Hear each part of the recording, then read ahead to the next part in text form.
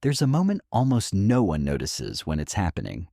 A person who used to answer right away starts leaving messages on read. Someone who used to show up early starts finding reasons not to come at all.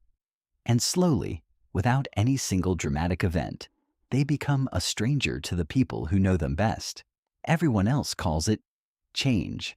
They say things like, "She got cold," or "He's just busy." But that's not what's actually happening. Something quieter is going on. A decision the person isn't even fully aware they made. Today we're going to open that up.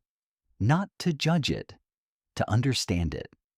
Because if you've ever caught yourself pulling away from people who genuinely love you and felt guilty for it, you're about to understand exactly why. Here's the strange part. The brain doesn't experience emotional pain much differently than physical pain. So when someone gets hurt badly enough by closeness, betrayed, dismissed, let down, the brain treats connection itself as the threat, not the person, the need.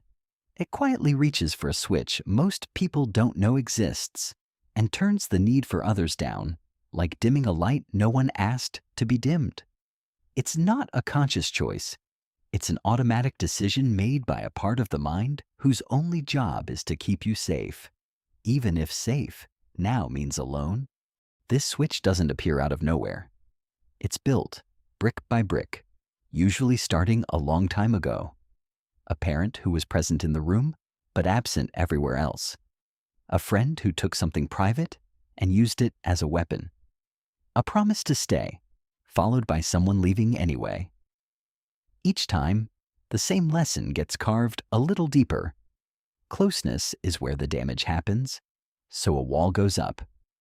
Not out of coldness, but out of a very old, very reasonable attempt to survive.